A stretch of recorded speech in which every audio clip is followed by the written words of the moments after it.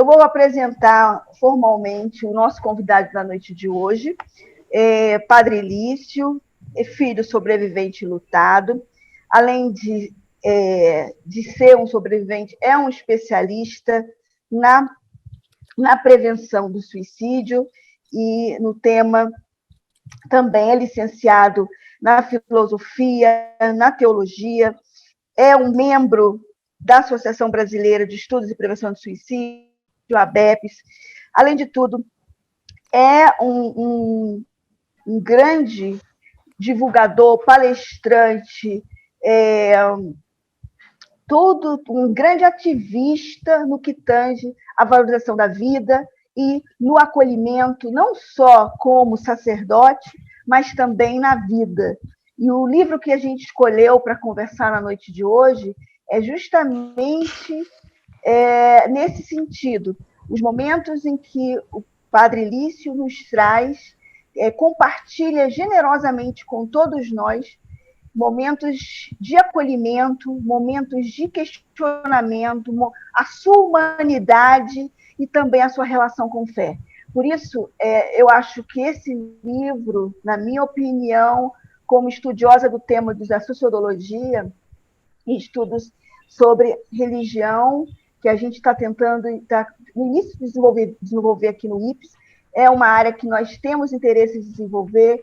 Temos agora, no grupo de estudos, a nossa já quase formada, né, Maria Isabela, que o Padre Lício conhece bem, que trabalha com esse tema, né, e criou o Religar. E para a gente o importante é justamente que esse livro traz uma conexão do ser, da fé e do enquanto ser existencial e fé.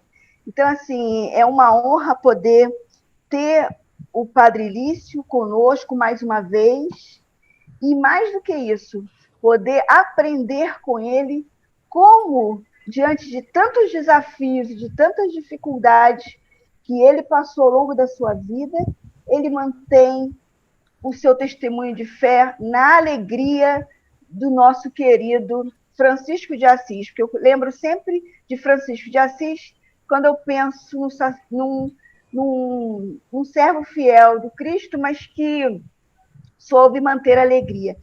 A nossa fala aqui hoje, o padre, fique à vontade para falar como o senhor achar que deve, mas eu vou tentar trazer alguns questionamentos do campo da ciência, da sociologia, mas, claro, combinando com a sua experiência enquanto sacerdote e enquanto especialista no tema de suicídio, de prevenção do suicídio, e mais, enquanto um ativista em prol da vida. Então, mais uma vez, seja bem-vindo.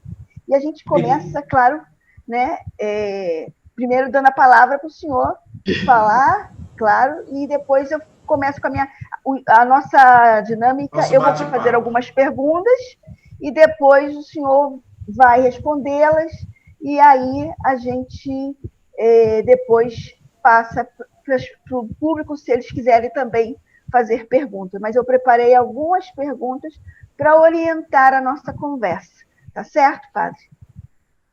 Deise, mais uma vez, eu que agradeço, é uma alegria enorme para mim estar novamente com você, com a Kátia, com a Daniela, com a Isabel, com a Iris, enfim, com esse pessoal tão querido e o trabalho tão sério na área de pesquisa, né, que o IPES faz nesta questão da suicidologia, né, da questão do fenômeno do suicídio, né? Eu agradeço muito estar com vocês e falar hoje deste meu primeiro livro, né? O E Foram Deixados para Trás foi o meu livro de pesquisa, vamos dizer assim, e foi ao mesmo tempo o primeiro livro onde eu pude juntar, eu penso que essas três coisas, né? E talvez eu queria começar falando um pouco por aí. Primeiro, falar da experiência de um enlutado. O meu pai se matou, né? Ele tirou a sua vida, morreu por suicídio, como eu gosto de usar, né? Morreu por suicídio, quando eu tinha 13 anos de idade. Então, início de adolescência, um processo muito sofrido, muito doído, né? Que a Kátia, que é mãe sobrevivente, também conhece bem, né? É uma dor enorme, né? Enfim, então, a primeira ideia do livro foi essa, partilhar um pouco a minha experiência enquanto filho sobrevivente. O livro foi lançado em 2017 e até então não se tinha muitos textos, muitos artigos, muitos livros que falassem do fenômeno do suicídio. A maioria dos textos, dos artigos, dos livros que havia em 2017 eram textos mais teóricos, textos mais acadêmicos e tal. Então, a ideia do livro, primeiro, era essa, era partilhar a minha experiência enquanto filho enlutado sobrevivente. Segunda coisa era falar sobre o fenômeno do suicídio, tentar trazer para o livro uma linguagem onde o leitor comum, quer dizer, não habituado aos conceitos, digamos assim, da suicidologia, da psicologia, da psiquiatria, enfim, mas que o leitor comum pudesse pegar um livro e, na perspectiva de tentar ter um contato com esse fenômeno, né?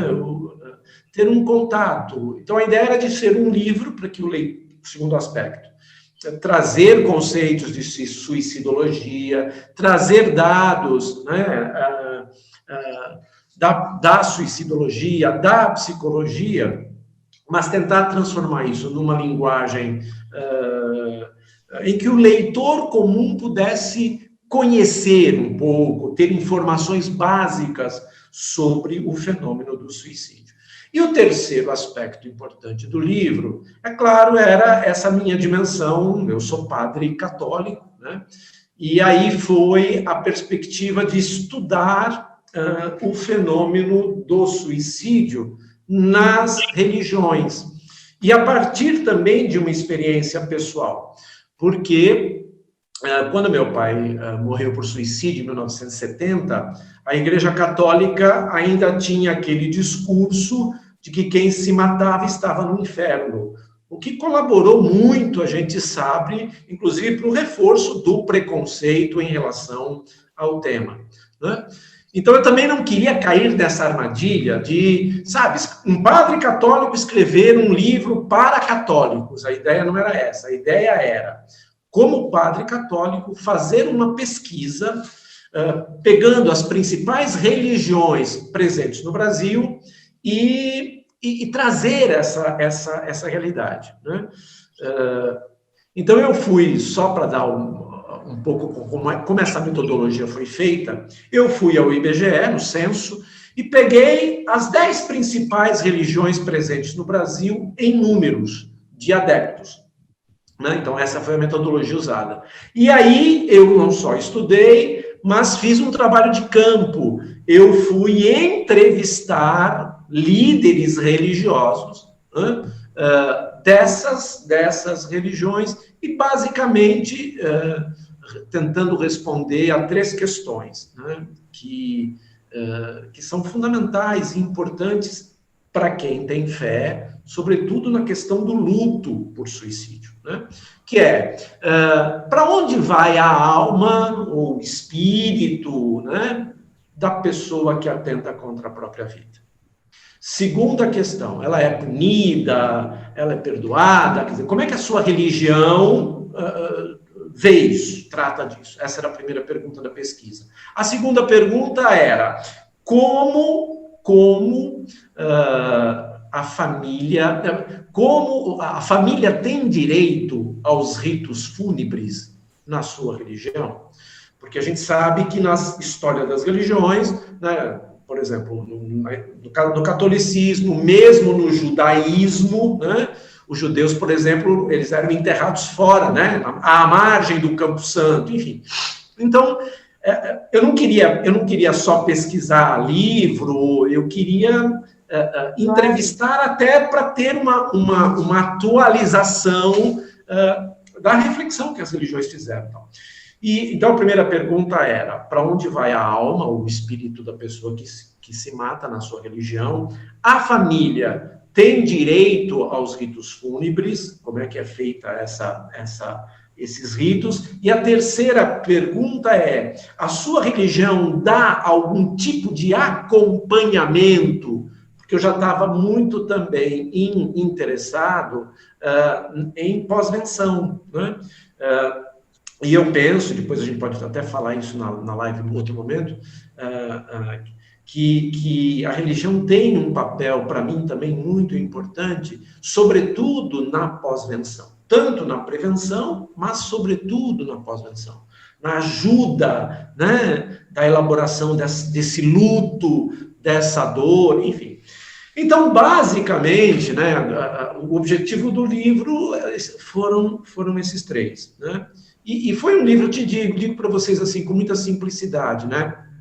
Eu, naquela época, ainda não era especialista em suicidologia, estava começando a estudar, e para mim foi uma grande surpresa a recepção do livro, porque eu acho que ele tem sido um grande sucesso exatamente porque ele conseguiu cumprir esse objetivo, né?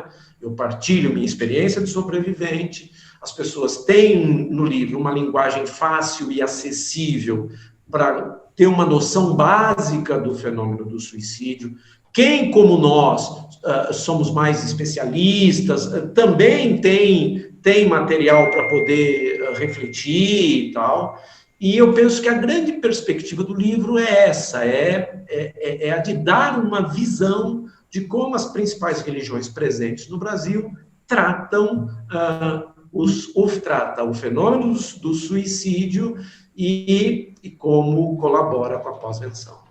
Enfim, acho que em linhas bem gerais eu faço a apresentação do livro assim. Claro, perpassa, né, durante todos os capítulos, essa também foi uma outra metodologia que eu escolhi, perpassa por todos os capítulos, né, a narrativa da história do suicídio do meu pai, né? Então, a história do suicídio do meu pai é a trilha onde eu fui construindo esse caminho, digamos assim, teórico e, ao mesmo tempo, de partilha pessoal.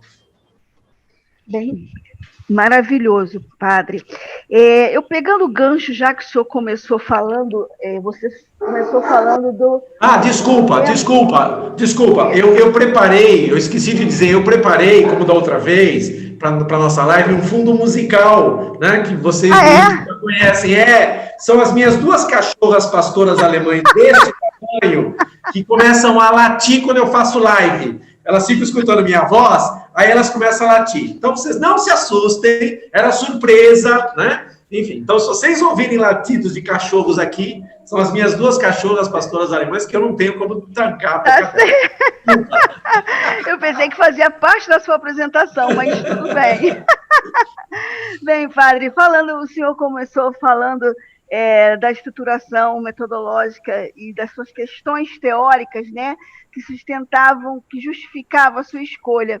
Mas quando a gente começa lendo o seu livro, é interessante que o senhor começa de um relato pessoal que eu gostaria que o senhor retomasse, falando para a gente como é que nasce a ideia de combinar. Claro, é óbvio, o senhor é um padre, um sobrevivente enlutado por suicídio, então o senhor tentou combinar as duas realidades. Mas como surgiu a ideia de estruturar esse relato pessoal com essa resposta a uma questão filosófica, né? Tá a ver com a sua formação de filósofo? Como que foi, como se constituiu a ideia de criar esse livro nesse formato?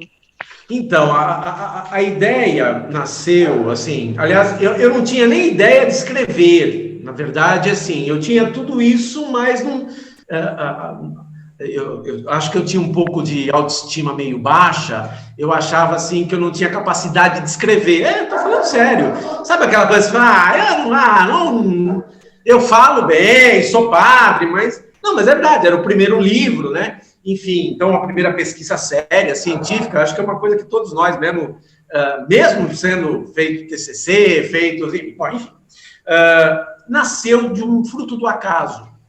Eu fui fazer um programa de televisão, eu faço televisão já há muitos anos e tal. Fui fazer um programa de televisão de um amigo meu, com um amigo meu, e era dia 10 de setembro. O programa era da meia-noite às 2 da manhã, da 0 hora às 2 da manhã do dia 10 de setembro, Dia Mundial de Prevenção ao Suicídio, né? E esse meu amigo me convidou e nem sabia, né? E aí houve uma obra do destino, eu conto isso no livro, né? Era um outro padre que era para ir fazer o programa, aí ele me liga e nós somos muito amigos, né? Até falo, né? O Dalcides Piscalquim, esposo da Mariana Godoy, eles são amigos muito queridos, enfim. Aí o Dalcides me ligou, a gente é muito amigo, ele disse, Licião, ele me chama de Licião. Licião, cara, tinha um padre aqui que vinha pro programa e tal, ele tá doente, você pode vir? E eu não tinha como dar desculpa, porque da meia-noite às 2 eu ia dizer o quê? Que eu ia estar em reunião, então não tinha nem jeito de escapar, né? Enfim, aí eu disse, não, tá bom, eu vou. Nós vamos falar sobre o quê?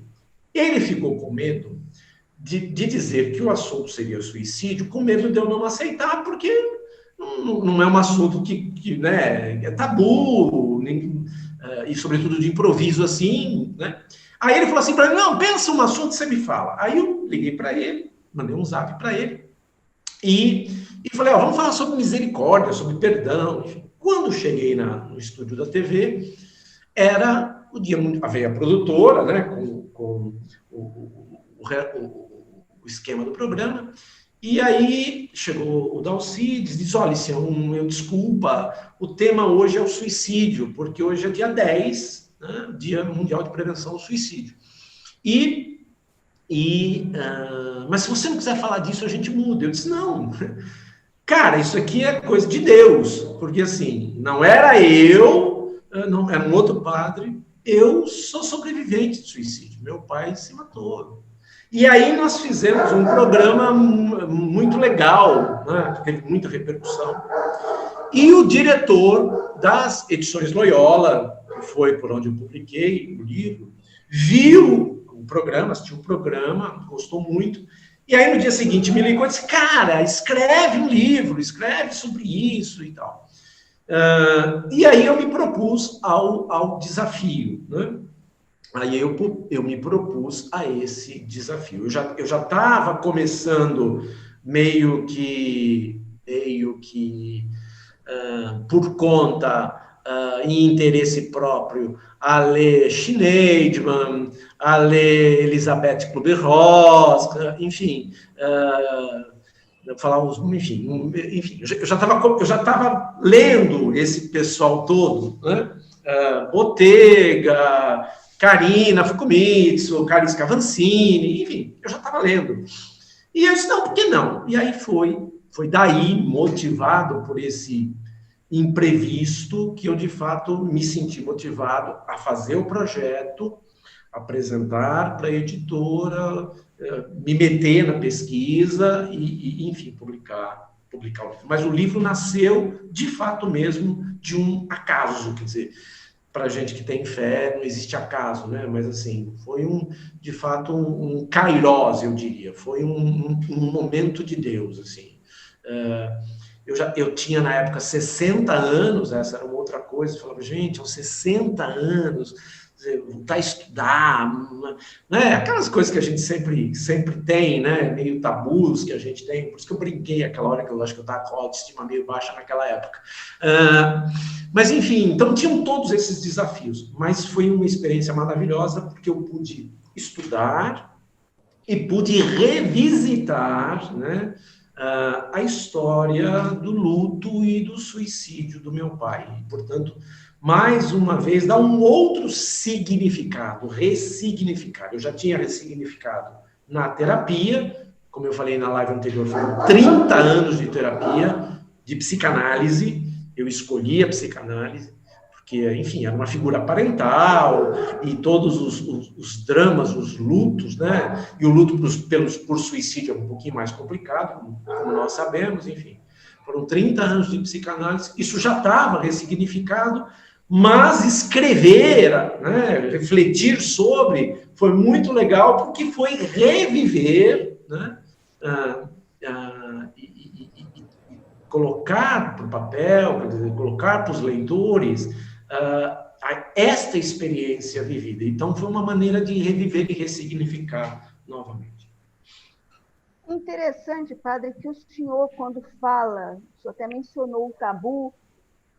Você começa o livro falando do tabu, que é uma questão clássica dentro da sociologia, falando da sua família. Mas o senhor trouxe vários casos, né, em que mostra, de um lado, o tabu, pela questão cultural, pela questão da falta de preparo técnico das pessoas, mas o senhor também trouxe relatos de acolhimento. De todos os casos que o senhor citou no livro, qual foi o que mais marcou o senhor? Eu tenho mais marcou, porque para mim eu tenho um predileto aqui. Para mim, o que mais me marcou é porque, de fato, houve uma identificação imediata, né? E eu tinha consciência disso.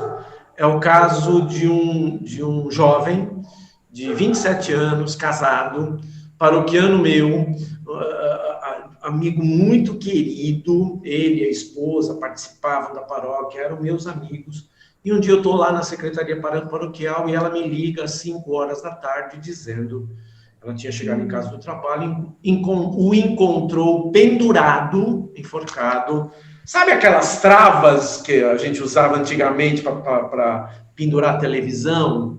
Ela me liga, chorando aos prantos, e Padre Lício, ele morreu, ele está enforcado aqui na... Enfim, e aí eu disse para ela, calma que eu estou indo para aí. E aí, claro, né, veio toda... É óbvio que imediatamente eu saquei que eu estava revivendo uma situação que aconteceu comigo, né? Então eu tive uma identificação muito rápida com ela. E aí fui para lá, consciente disso. Cheguei antes da polícia, inclusive, e essa menina ficou completamente acuada, porque vocês imaginem, né? Saiu de casa para trabalhar, volta para casa, 26, ele tinha 27, ela 26.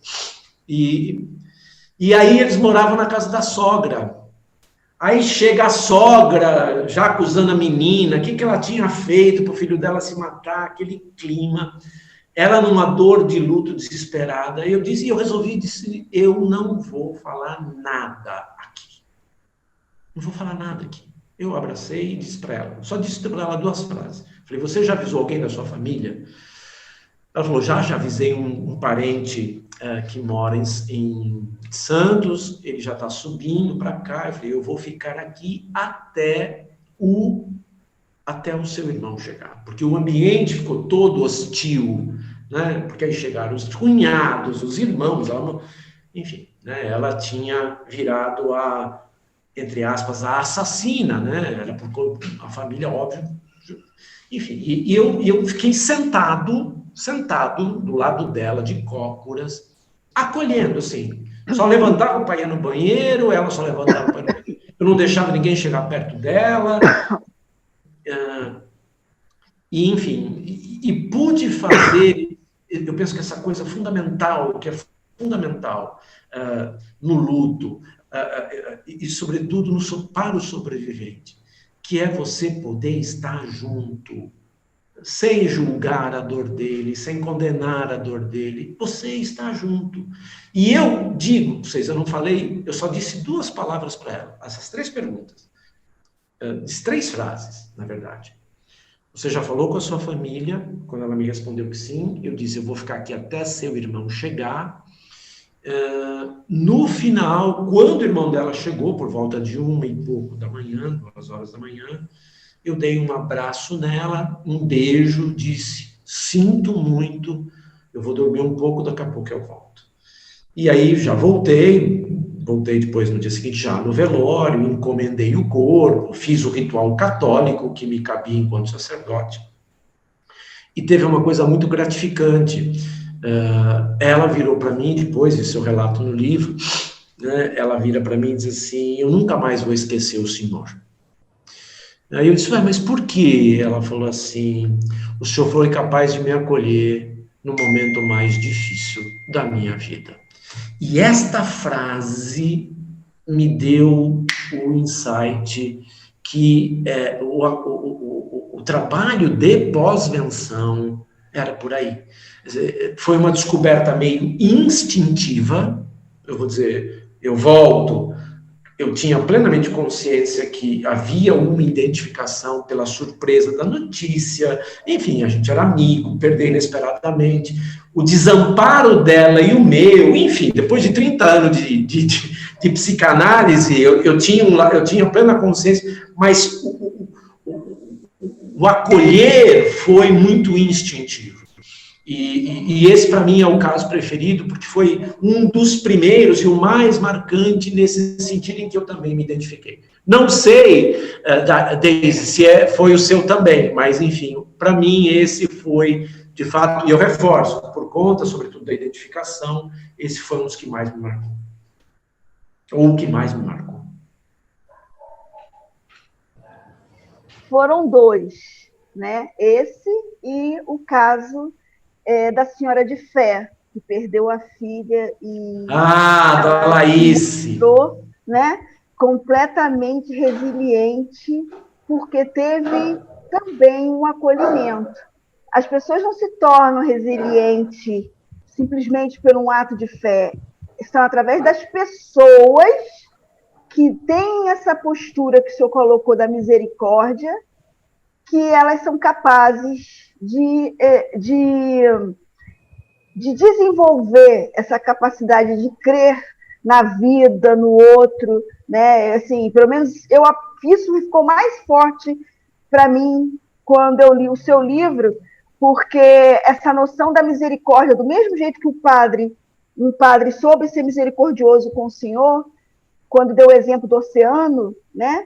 E foi também o caso dessa senhora, quando ela entendeu que a filha dela teria o perdão, né? Então, assim, eu acho que isso deve ser um grande dilema para o católico, ou melhor, para todos os que o senhor colocou das religiões, é um grande dilema ser perdoado, uma vez que o suicídio é concebido como um pecado, mas a ideia de não ser perdoado deve fazer é o que deve gerar um sofrimento muito grande.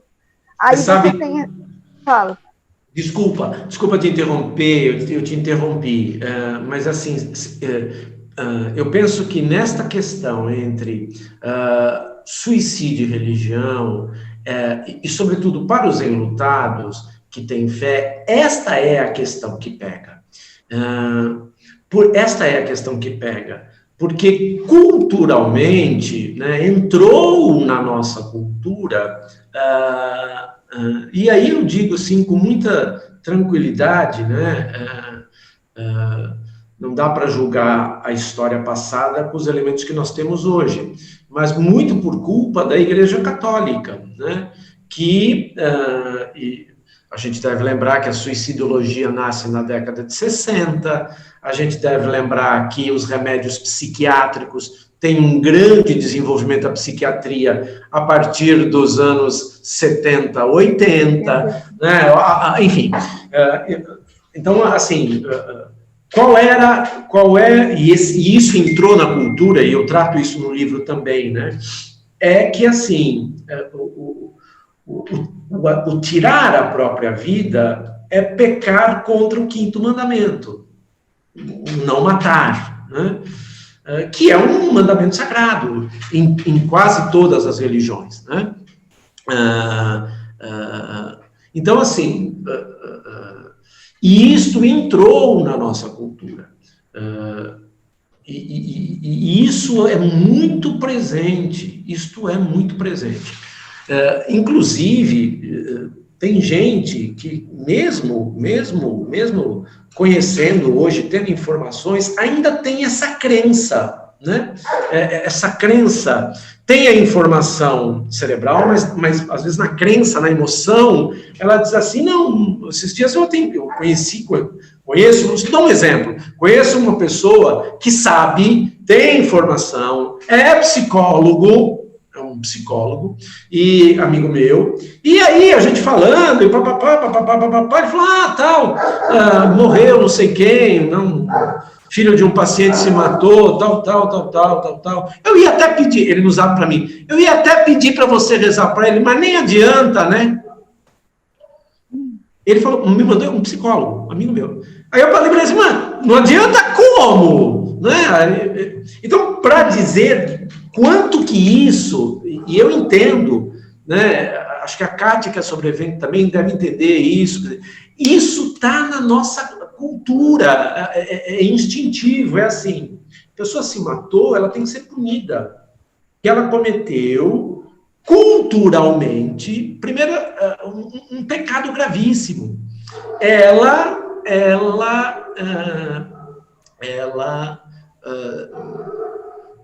desrespeitou um instinto, que é o instinto de sobrevivência. Então, na cabeça das pessoas, isso tem que ser punido. Como? Mas como?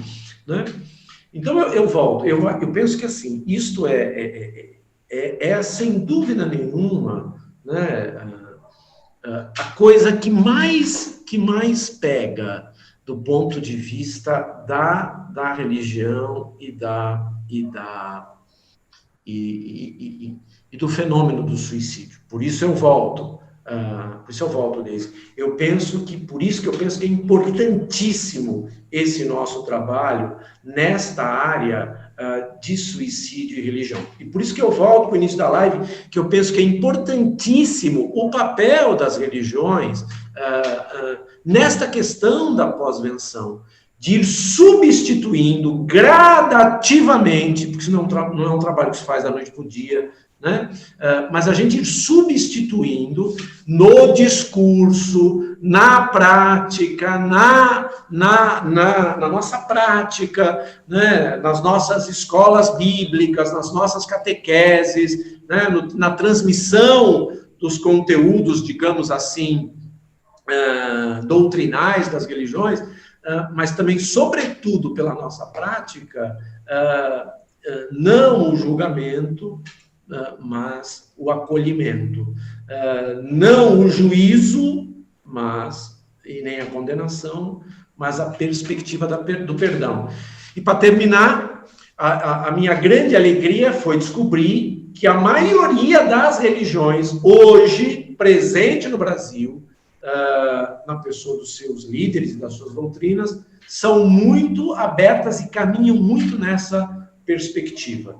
E fiquei mais feliz ainda de saber, na pesquisa, que o que está por trás é o conceito do nosso velho amigo Schneidman, que diz que, e a grande maioria das religiões absorveu este conceito do Schneidman, né, que o suicida não quer matar sua vida, mas quer matar sua dor, que para ele é insuportável.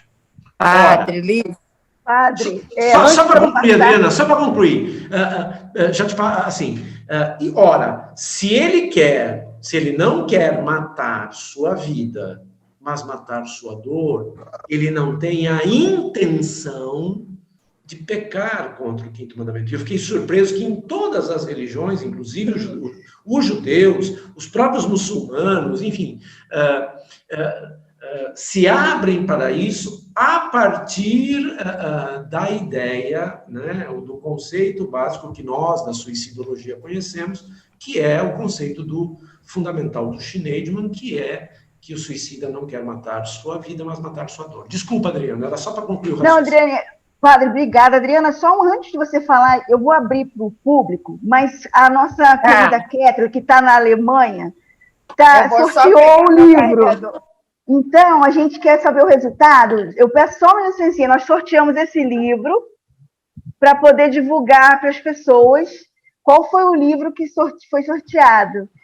Aliás, quem foi a pessoa sorteada. Então, assim, Kathleen, por favor, a palavra é sua. Já voltamos para o debate e vou abrir para o público para quem quiser fazer uma pergunta ao padre. Pode falar, Kathleen. Sim, vocês estão me ouvindo? Sim. Eu já carreguei os comentários aqui no site, como vocês podem ver. Agora eu vou clicar aqui e o sorteio vai acontecer. Aqui a sorteada Camila Moreira 16. Eu vou conferir aqui no Instagram se ela seguiu as regras. Isso, Camila. O sorteio, ela tem que ter... Ah, não, o nome da pessoa é esse S05. S05, que é Ti, provavelmente talvez o nome seja Tiago. Ele curtiu a foto, só tem que conferir se ele segue o Ips. S05.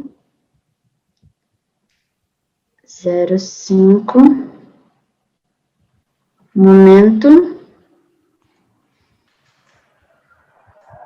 S05, sim. Então, este é o ganhador do livro. Tudo certinho. Ele fez o comentário e seguiu as regras.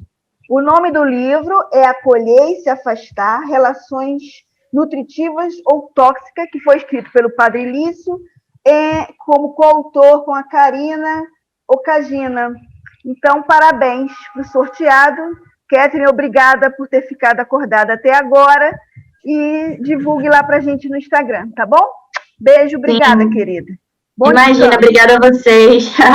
Bom papo para vocês, boa discussão. Boa noite. Boa noite, obrigado. Desculpa, padre, desculpa, gente, por interromper o nosso debate, mas senão ela teria que ficar acordada até tarde para poder sair o resultado.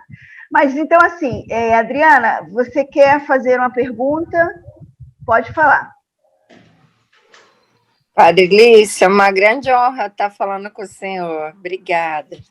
Eu sou psicóloga, trabalho no SUS e na clínica particular com pessoas de baixa renda, renda média, de vários credos, religiões, e não é muito comum o pai ou a mãe sobrevivente ouvir que o filho que se matou vai para o inferno.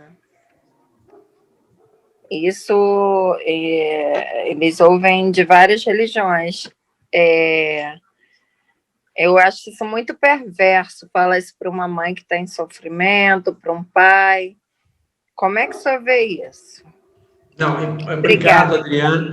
Adriana, obrigado. A honra é minha de estar batendo papo com vocês. Estou vendo a Lucélia também, amiga querida. Beijo grande. Enfim. Então, Adriana, assim, eu volto. A gente tem que entender que as religiões, elas têm um corpo doutrinal e elas têm uma história, né? Então, isto e todas têm suas tradições.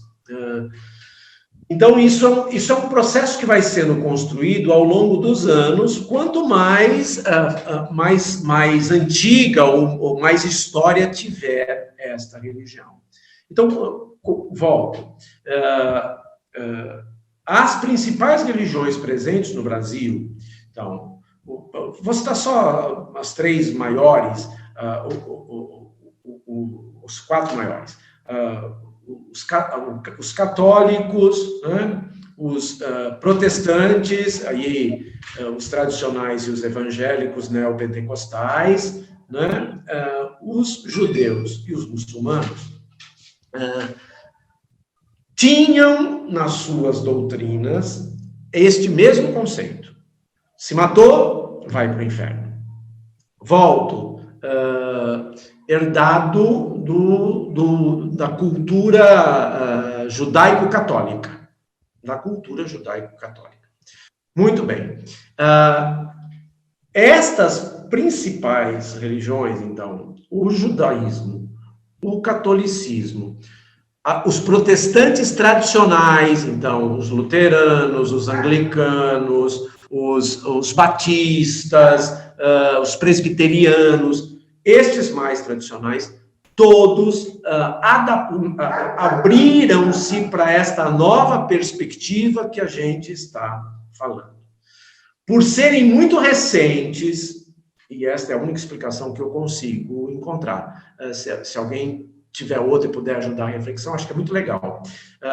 Por serem mais recentes e por terem ainda uma visão muito fundamentalista do texto bíblico, os evangélicos neopentecostais são deste grupo os que ainda mantêm um discurso, digamos assim, mais radical ou mais fundamentalista. Inclusive, para minha surpresa, as próprias religiões de matriz africana, eu estive em 2 terreiros, como eu disse no início, né, eu não só estudei a doutrina, eu entrevistei, inclusive as religiões de matriz africana, a Umbanda, né, as roças, o Candomblé, também se abrem já para essa nova perspectiva. Então, eu vejo assim, os mais fundamentalistas em todas as religiões, e agora eu abro, então, primeiro eu quis situar do ponto de vista mais enquanto cada religião, mas a gente precisa perceber, e a gente sabe que onde tem grupo humano, você tem as mais variadas matizes, né? Então, há radicais e há radicais em todas essas religiões. Há fundamentalistas em todas essas religiões. Infelizmente, os mais fundamentalistas em todas estas religiões ainda mantêm este discurso, volto, que não é mais o discurso doutrinal da maioria dessas religiões. Por isso que eu digo que é um trabalho que vai levar tempo para a gente desconstruir, e aí eu volto, aquele lema do Setembro Amarelo, que eu gosto muito, de 2 anos atrás, se não me engano. Falar é a melhor solução. Por isso que a gente tem que falar que mudou, que a gente tem que se conscientizar, enfim. E, sobretudo, pela prática também. Obrigada. Obrigado a você. E não é incomum também, padre, só para complementar, algumas religiões ainda dizer para o paciente parar de fazer a terapia porque Deus vai curar. Primeiro que o luto não é uma doença. E segundo, que eu converso bastante dizendo que a religião é importante, sim, mas que também tem que ter o tratamento para alguns casos. Não, claro. Uma batalha. Claro, e eu penso que, assim, claro, toda e qualquer generalização, ela é perigosíssima, né? Então, eu acho que é perigosíssimo você dizer assim, olha, só a fé vai curar o seu luto. O luto é um processo natural, né? Ele é doentio se ele não é vivido, né? É aí que ele se torna doença, né? Então, assim, infelizmente existem, né? Mas graças a Deus, assim, eu estou falando agora em termos das principais lideranças religiosas ou das cúpulas religiosas, sei lá que nome dá agora, mas assim, estão bem conscientes, hoje existe muito este diálogo entre fé e ciência, né? Hoje, se as religiões percebem claramente este seu papel de religar, né? Aliás, só fazer uma reflexãozinha bem breve, né? Eu penso que religião, e sobretudo religião e psicologia, né, tem muito a ver, né? Porque tem a ver, a religião é religar, né? Religar a gente Primeiro com a gente mesmo, né? Depois com Deus, depois com os outros. Né? E se é para religar, é porque alguma coisa foi desligada, né? Alguma coisa não está conectada. Né? E eu penso que a terapia, né, a psicologia também faz isso, né? Que é, aliás, eu acho que o psicólogo é muito esse pontífice, né? O psicólogo faz essa ponte, né, como os sacerdotes de quaisquer religiões fazem, entre esses dois mundos, né? Da psique, né, da alma, né? A religião, o mundo celestial e o mundo atual, e o psicólogo entre o mundo do inconsciente, né? E aí eu estou falando de religião inconsciente, mas eu não vou entrar nessa armadilha, porque os psicólogos são vocês, não sou eu. Mas, enfim, mas só para dizer que eu acho que, assim, é uma burrice, é uma burrice, inclusive do ponto de vista intelectual, do ponto de vista da fé também, né? Você achar que você só cura pela fé. Quer dizer, não adianta, desculpe, eu vou usar um termo chulo, mas é burrice. Se você tiver uma cárie, tudo bem, você pode ter Deus pode fazer um milagre, pode ter uma intervenção, mas não dá para contar com isso, né? Você tem que ir no dentista, tem que tratar. Eu acho que hoje a maioria das religiões faz claramente, eu estou usando isso como exemplo, faz claramente essa leitura de que a fé ela é importante, mas ela não pode abrir mão da ciência, até porque a razão e a ciência nos foi dada pelo próprio Deus. Com certeza. Obrigada, padre. Alguém mais? Ou senão eu já faço a próxima pergunta. Daniela, quer fazer a pergunta? Eu queria fazer uma pergunta para o padre Lício. Obrigada, Deise. Fique à vontade. Primeiramente, é uma honra também, padre. Adorei, li alguns capítulos do seu livro, né? Achei muito bacana, muito interessante. E um dos relatos que mais me tocaram foi exatamente esse que o senhor fez, em relação a esse acolhimento, né, dessa jovem aí que perdeu o marido. Mas a pergunta é em relação à questão dos ritos fúnebres, né? A gente sabe que por um longo período, não sei se permanece assim até hoje, né? A pessoa que morreu por suicídio não fazia jus na Igreja Católica aos ritos fúnebres de forma geral, né? Completos. Aí eu gostaria de saber como está essa questão hoje em dia, assim, atualmente. Obrigado, Daniela. Eu digo até no livro, né? Por exemplo, meu pai morre por suicídio em 1970.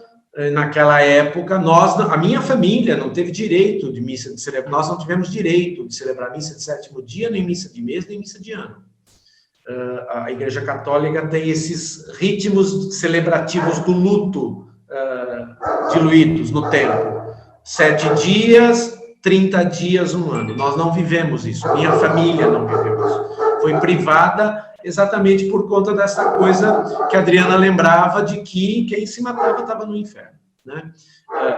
Isto hoje mudou a Igreja Católica e a maioria, então, a Igreja Católica, os judeus, os muçulmanos, as igrejas protestantes tradicionais, as igrejas evangélicas tradicionais, elas, a Umbanda, a Quimbanda, o Candomblé, todas essas religiões hoje fazem ritos fúnebres para suicidas. E todas essas religiões, de alguma maneira, tentam dar conforto espiritual para as famílias sobreviventes. Então, isso também está no livro. Então, isso mudou completamente, na grande maioria das religiões. Padre, antes da gente falar um pouquinho mais sobre o atual posicionamento da igreja com relação à própria liderança que está em sofrimento, eu gostaria de voltar ao capítulo 4, em que o senhor cunhou um conceito que nós conversamos muito no nosso grupo de estudo, que é sobre o conceito de herança suicida, que marcou muito para a gente. Gostaríamos que o senhor falasse um pouco mais sobre como foi que o senhor se inspirou para cunhar esse conceito. Obrigado, Deise, pela pergunta. Esse conceito está baseado numa pergunta que sempre me era feita, que era tentar explicar o suicídio em várias gerações. E para mim era muito complicado, quer dizer, como traduzir na proposta do livro o conceito, né, de suicidabilidade do Schneidman. O que está por trás desta expressão que eu criei, herança suicida, está por trás o conceito de princípio de suicidabilidade do Schneidman, onde ele vai dizer que o suicídio não é genético, né? Mas ele não se transmite pelos genes, mas estudos epigenéticos mostram que o ambiente neurótico, a cultura neurótica, o contexto neurótico, né, pode ser transmitido de uma geração para outra geração. Então, eu dou como exemplo, né,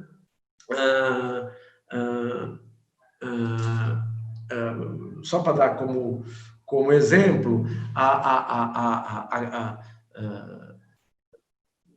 assim, eu acabei me perdendo agora. Eu ia dar um exemplo porque eu já estava pensando em outra coisa, pensei muito rápido e me perdi. Mas, assim, o que está por trás é este conceito, né, de que não é genético, né, e o Schneidman chama isso de princípio de suicidabilidade. Ele explica o suicídio em várias gerações. Esse conceito, herança emocional, apareceu na minha terapia, no meu processo terapêutico, que depois, estudando Schneidman, eu adaptei, criei, né, a partir da experiência, mas o conceito, primeiro, o que está por trás é este conceito do Schneidman, mas essa ideia nasceu na minha terapia, porque eu estava, como todo sobrevivente, como todos, já estou eu generalizando, né, como a grande maioria dos sobreviventes, né, ou grande parte dos sobreviventes, melhor ainda, né, eu estava em risco de suicídio, né, eu estava num processo autodestrutivo, como eu narro nesse capítulo. E eu tinha capotado pela 5ª vez, dirigindo bêbado e em altíssima velocidade, como eu narro no livro. E eu já era padre, né? Eu já era padre. E aí, quando eu chego na sessão, né, o meu terapeuta vira e diz, isso não me surpreende. E aí, claro, eu fiquei enlouquecido, quer dizer, eu digo, eu estou te pagando, cara. Tô pagando você para você cuidar de mim, tô falando para você que eu capotei pela 5ª vez, e você olha para mim com essa cara e diz assim, não me surpreende. E ele fez essa cara para mim, gente, ele olhou para mim, nossa, porque eu sou grato ao Luiz Henrique, enfim, ele olhou para mim e falou assim, com essa cara aqui, ó, surpreende não, é a sua herança. Aí eu falei assim, cara, você deu um 2. Nós estamos num grupo meio fechado, então dá pra falar. Você deu um 2. Você cheirou cocaína, mano. Que diabo de herança? Tô falando pra você que eu tô tentando me matar, você me vem com... Que herança? Que diabo de herança você tá falando? E ele com essa cara. É a sua herança. Aí ele faz a pergunta. Lício, qual é a herança emocional que um pai que se destrói deixa pro seu filho? Gente, aquilo foi um murro no meio do peito. Como é que é? Com esta cara. Qual é a herança emocional que um pai que se destrói diz para o seu filho? Deixa para o seu filho. Aí eu disse, se destruir. Aí ele virou e disse, pois é, essa é a 5ª vez, uma hora você consegue. Aí eu fiquei, quase que eu falo um palavrão, enlouquecido, né? E disse, como? Mas eu não quero isso. Eu disse, bom, então agora nós vamos começar a conversar. Porque você fugiu disso a vida inteira. Você fugiu deste processo autodestrutivo que está instalado em você a vida inteira. E se você não olhar para essa dor, se você não olhar, né, para essa herança, né, que a dor do abandono do seu pai causou, você vai repetir. Então, foi daí, juntando isso tudo, a experiência terapêutica, o insight que ele teve na terapia de chamar de herança emocional, foi que me deu a possibilidade de traduzir no livro e conceber esse conceito como uma maneira de explicar, numa linguagem mais comum e popular, o conceito do princípio de suicidabilidade do Schneidman, que explica que, então, como eu estava dizendo, agora me lembrei do exemplo que eu ia dar, né? Uma criança que ouve, desde pequena, a família inteira dizendo, na nossa família todo mundo é fracassado, não vale a pena estudar não, que na nossa família ninguém consegue nada. Quer dizer, é óbvio que esta herança emocional, né, que o Schneidman vai chamar de meio que freudiano, de neurósico, né, essa herança neurótica, ela é transmitida não pelo genes, mas é transmitida para a próxima geração. Então, muito provavelmente, essa criança vai ter baixíssima autoestima. Bom, aí eu não vou dar aula para vocês, porque aí é matéria de vocês são especialistas e não eu em psicologia. Mas, enfim, então, aí, respondendo, foi dessa experiência terapêutica, do conceito que nasceu, na verdade, do insight do Luiz Henrique, que era meu terapeuta, eu tentei, usando esse conceito, repetindo, né, apresentar o conceito do princípio de suicidabilidade do Schneidman. Obrigada, padre. A nossa amiga Lucélia, ela contribui aqui trazendo um termo de transmissão transgeracional. Nossa, nome grande, né? Mas é interessante, porque mostra essa capacidade de se a gente não fizer um trabalho de pós-venção, as gerações vão estar reproduzindo, podem reproduzir esse comportamento. Mas quando você diz, eu não quero isso, começam a possibilidade do tratamento, né? E é fundamental isso. Não, e é fundamental isso que a Lucélia traz, né? A gente está discutindo esse conceito, né, transgeracional, porque, de fato, é provado, né, cientificamente comprovado, inúmeros estudos mostram isso, né, que o trabalho de pós-venção, aliás, o Schneidman fala exatamente isso, né? Ele define, a definição do Schneidman de pós-venção é exatamente essa, né?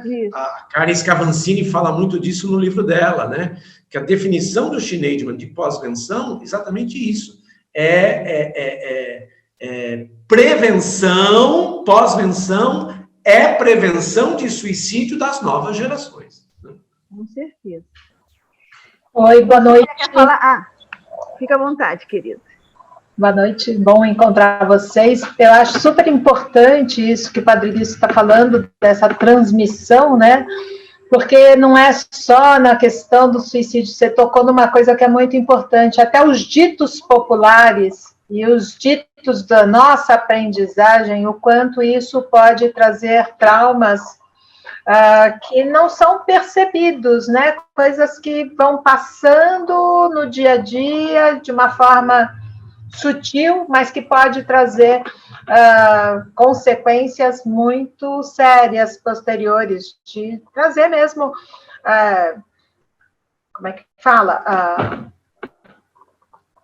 Oh, meu Deus, me fugiu a palavra, de crenças negativas e limitantes que a gente vai carregando. E essa questão do suicídio, acho que é muito forte, porque, assim, muitas vezes, o suicídio tem essa questão do sofrimento intenso, e o sofrimento, muitas vezes, é tratado como uma fraqueza, né, dentro da família, dentro do contexto social, familiar, né, e aí as pessoas, muitas vezes, estão sem rede de apoio. E como isso é forte quando eu me sinto na necessidade de pedir ajuda, e aí fica aquela coisa muito louca é importante falar, mas e quando a gente fala, será que alguém vai me ouvir? Então, o Setembro Amarelo me pega muito, até porque há uns anos atrás, acho que há uns 3 anos atrás, eu tive um embate muito grande nas redes sociais por conta de um livro da Ana Maria Machado, né, que começaram a trazer, alguém falou que aquele livro suscitou no filho uma pergunta, e aí, em pleno Setembro Amarelo, e uma crítica imensa à autora, e eu sempre usei esse livro, e nunca essa questão surgiu, e foi o que eu briguei muito nas redes sociais. Ok, não é importante falar, se a criança está falando, por que não se ouve, em vez de ouvir a criança, que de repente é um pontinho no universo que está gritando? Isso não era um livro que estivesse trazendo uma coisa generalizada, enfim, mas foi um pontinho, e ele falando, por que não se ouve, mas busca-se sempre um culpado, né?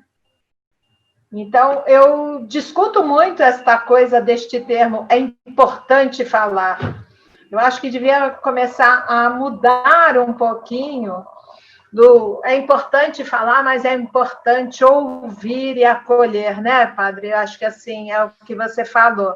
É sentar do lado, ficar em silêncio, só perguntar, alguém está sabendo? Você está sozinha? Estou aqui com você, até alguém poder ficar com você, né? E poder estar junto no silêncio, muitas vezes, né? Isso não só para os sobreviventes, mas também para aqueles que estão sofrendo e com a ideação suicida. É isso. Sabe que eu acho que você coloca uma coisa legal, Lucélia, que é assim, que eu acho que são 2 dificuldades importantes. A gente tem uma dificuldade grande de falar, a população em geral, né? A gente tem muita dificuldade grande de falar das nossas dores, e, por outro lado, nós temos muita dificuldade de escutar também, né?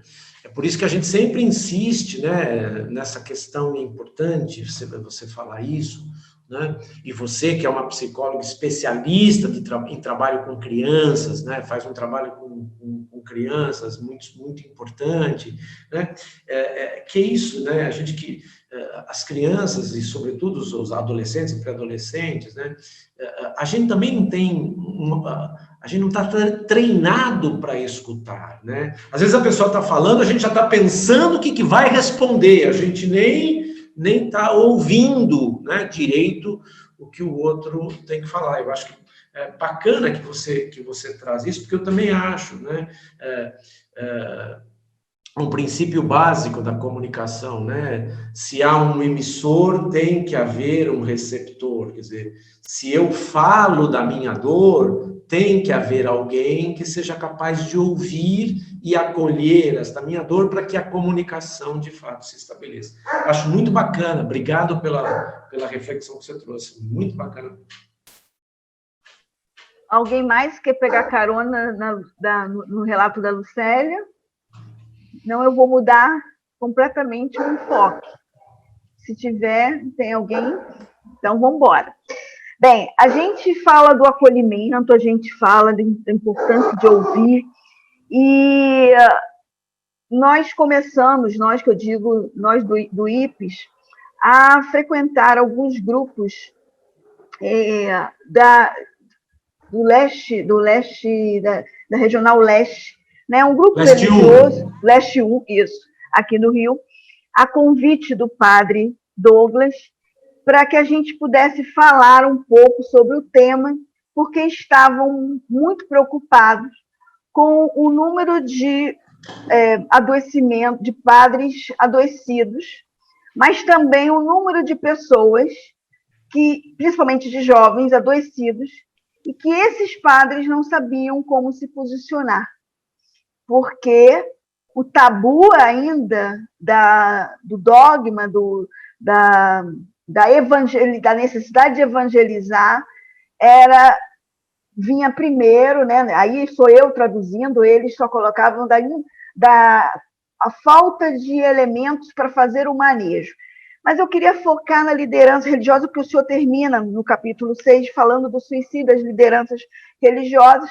Primeira coisa é a dificuldade que a gente tem de mapear esse problema, porque não tem dados, né? E as instituições se fecham para isso. Mas a gente teve a oportunidade de participar de uma roda de conversa com eram todos padres diferentes, todos da Leste 1. E uma das coisas que ficou muito claro na narrativa deles era esse sofrimento que o senhor descreve aqui no livro, mas também a grande dificuldade de um acolher o outro. Na sua experiência enquanto padre, o senhor hoje é visto como uma referência naquele que pode acolher o seu colega em sofrimento emocional dentro da igreja, dentre as lideranças? Olha, essa dificuldade é maior, sobretudo para os chamados padres diocesanos. E eu preciso um pouco explicar esse conceito para vocês poderem entender. Existem dois tipos de padres. Padres religiosos, então são padres que vivem em conventos, vivem em comunidades, e se reúnem, se organizam a partir da espiritualidade de um fundador.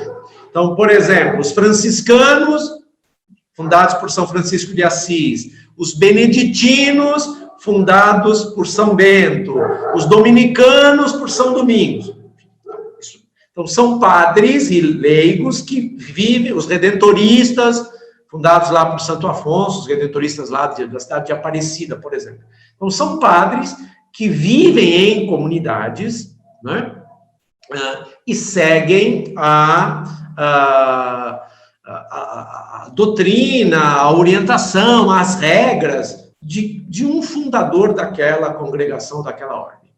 E existem os chamados padres diocesanos, que são padres que não estão ligados a nenhuma congregação, mas são ligados diretamente ao bispo diocesano e moram num território chamado diocese.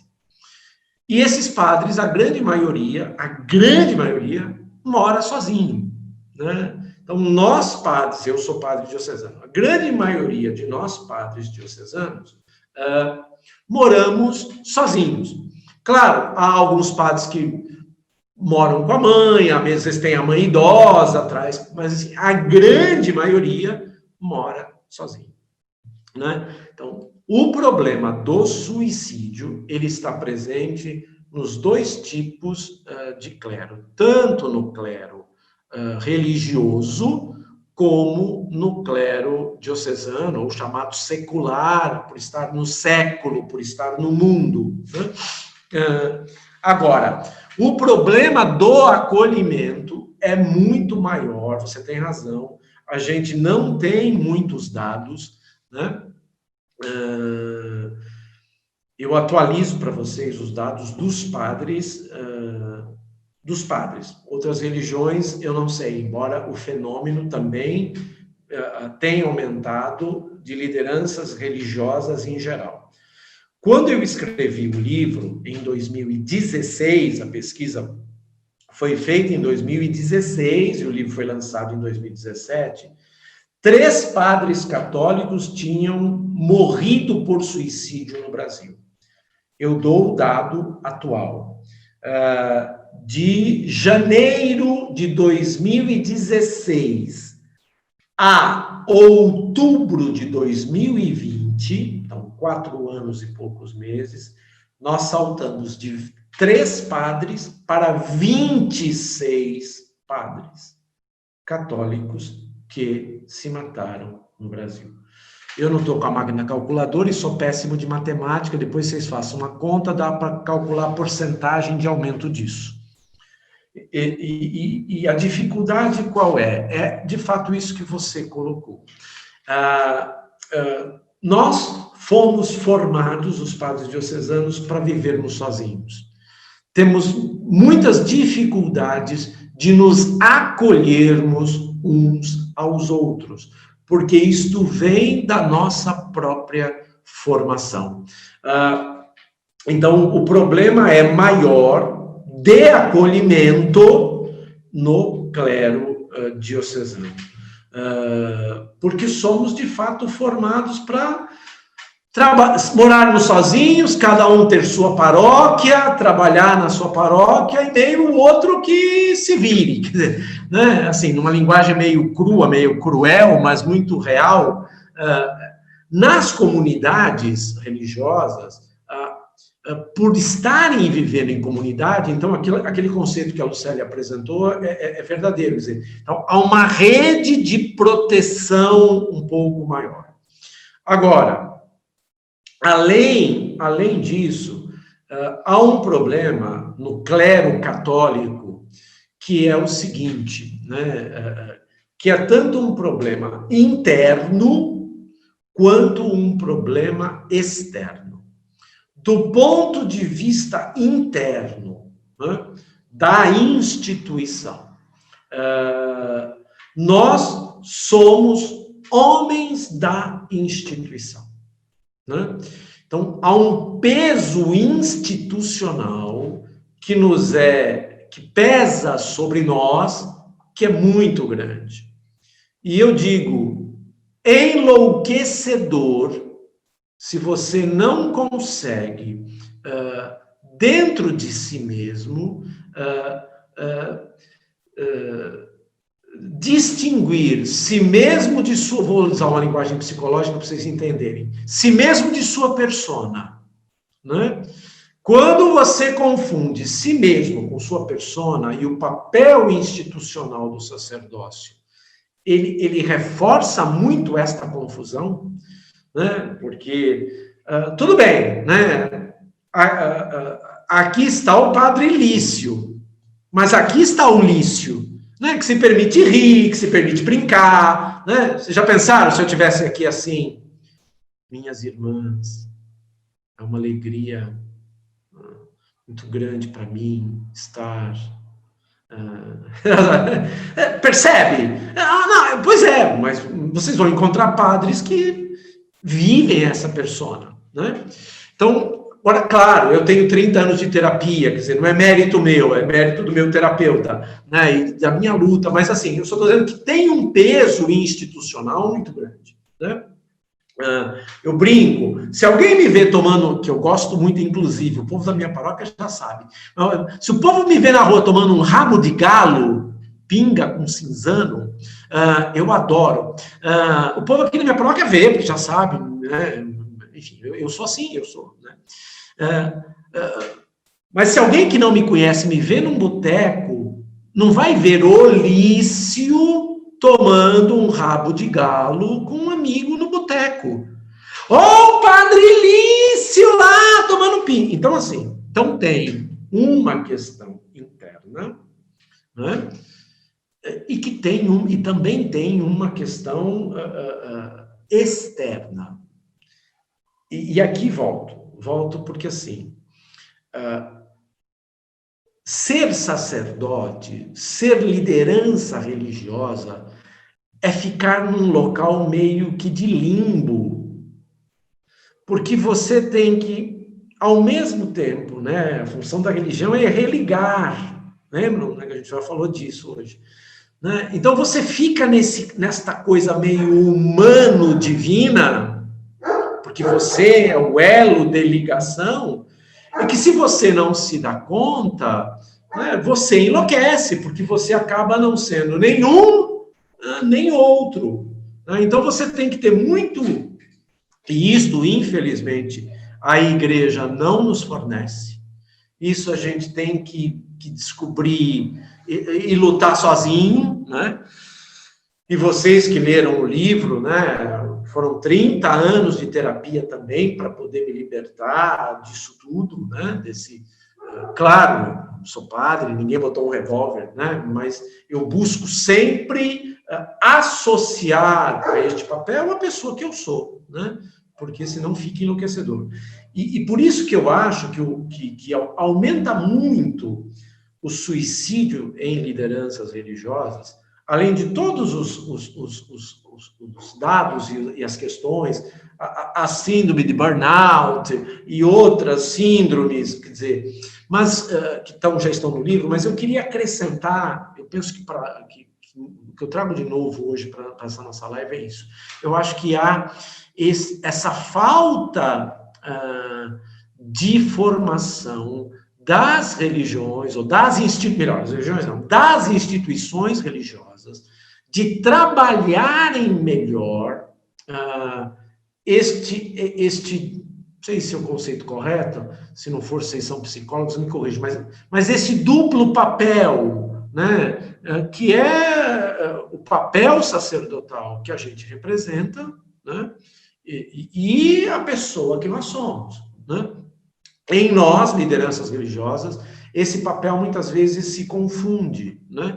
Onde a nossa humanidade tem que estar escondida sob uma falsa divindade, né?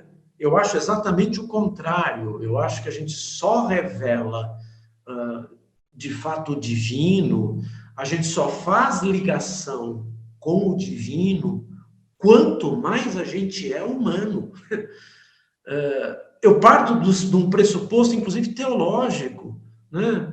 Deus, para nos salvar, deixou de ser Deus para ser um de nós. Se tornou humano, né? E eu penso que o grande perigo, o grande equívoco, né?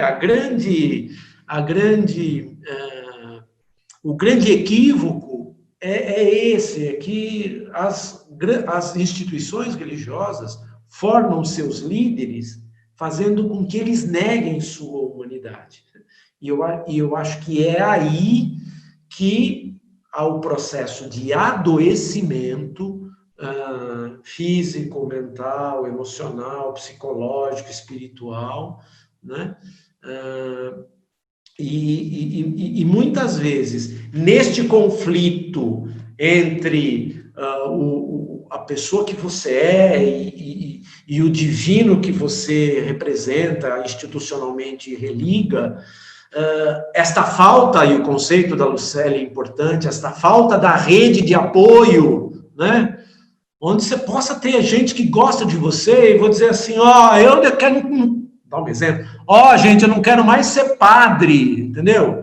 Eu quero ser transgênero na Radial Leste, aqui em São Paulo. E alguém dizer assim, eu continuo te amando, Lício. Acho que você vai fazer uma merda, desculpa a expressão, você vai fazer uma grande cagada aos 63 anos, porque ninguém vai te querer. Tô brincando, né? Enfim, tô zoando. Né? Você não tem mais corpinho para fazer isso, né? Você vai fazer uma grande cagada, mas eu te amo. Quer dizer, eu estou dando um exemplo bem esdrúxulo, vocês estão me entendendo, né? Mas assim, falta essa rede que a Lucélia fala, e que é de fato que é isso, de você ter amigos pessoais, pessoas que gostem de você. Você é padre, você é pai de santo, você sheik muçulmano, você rabino. Claro que as outras religiões, isso é mais fácil, porque a família, o líder religioso se casa, né? Eu penso que para nós, católicos, isso é mais difícil, porque tem um outro fator, né? Que é a questão do celibato, né? Que é a negação da própria sexualidade, né? Que é um outro complicômetro, né? É um outro componente para o adoecimento, quer dizer, né? Me parece, e aí eu digo com toda a transparência, me parece que você exigir de um jovem de 26 anos de idade seja celibatário, isso é enlouquecedor, do ponto de vista humano. Para mim, que estou com 63, é muito tranquilo hoje, né? Não só pela carga hormonal da testosterona que diminui, mas porque amadureci, e esse processo vai amadurecendo, quer dizer. Então, percebe? Então, são uma série, para mim, assim, são uma série, além dos que eu falei, nossa, falei muito, virou sermão, deixa eu calar a boca. Me parece que, assim, todas estas questões dificultam muito, né? Dificultam muito essa autoajuda e esse equilíbrio nas lideranças religiosas que, não tendo como lidar com sua dor, veem como única saída a extinção da própria vida. Padre, que delícia, hein? Tanta coisa boa que o senhor trouxe. Esse seu debate agora começaria um outro debate. Da outra live. Sim, porque a gente... Luciana, vou fazer... Na live eu vou vir de clergyman preto, batina preta. Tô brincando. Mas eu já desafio para o próximo ano a gente pensar uma roda para falar dessa questão no ambiente religioso, porque eu acho que é um desafio para o futuro, como uma ocupação como outra qualquer, mas que a gente sabe que tem esses dilemas existenciais e transcendentais que precisam ser discutidos, e eu acho que o senhor representa o que há de mais moderno dentro da Igreja Católica, nas suas reflexões e na sua misericórdia, nas suas generosas palavras. E são palavras de um ser humano muito lindo, né? Que ama o que faz, mas que tem coragem de ser humano. Então, assim, para a gente, nesse momento que estamos assim, é uma pena, a gente tem que encerrar, são 8h30.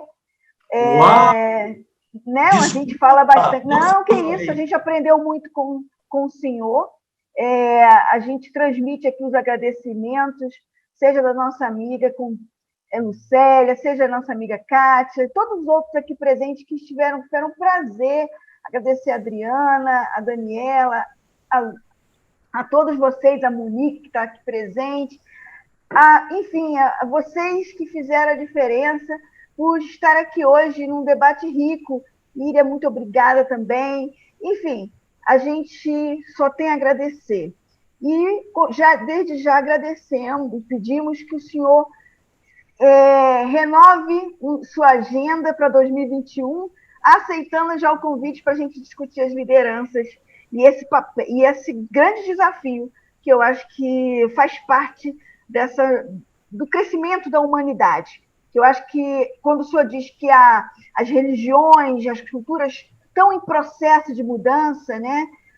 Da concepção do suicídio, não mais como pecado, mas como um ato errado, mas que o ser humano, que é filho de Deus, que merece o perdão, e isso é fundamental, eu acredito também que as lideranças religiosas também vão rever seus papéis, e a igreja já está buscando, eu sinto um movimento, quando elas nos convidam para fazer uma roda de conversa, para rever seus sentimentos, para discutir o sentimento do outro, e quando vai discutir o sentimento do outro, traz o seu próprio sentimento. Então, assim, muito obrigada, Padre. A gente encerra, já por conta da hora, agradecendo a presença de todos vocês, viu? Então, assim, um grande abraço, gratidão, um carinho enorme. Posso dar? Ainda está aí? Claro, ninguém vai sair. Quando eu vi que iam encerrar, eu falei, atraso mais um pouquinho. Mas, Padre Lício, eu queria te agradecer porque nossa primeira live, sem querer, foi realizada no aniversário de morte do seu pai. Nossa. E, de repente, eu estou aqui, vim correndo, não podia deixar de faltar. Assim, sou super fã do IPES e de você, então, assim, o que tinha que ficar aqui, atrasei um pouco o meu atendimento, mas durante a fala, eu me dei conta de uma coisa muito interessante. Hoje eu acordei lembrando que seria aniversário do meu pai. Uau! Que já morreu há 9 anos, não por suicídio, mas que pela nossa história, eu aprendi muito com você sobre identificar algo que eu vivi, que eu acho que tem a ver com a misericórdia.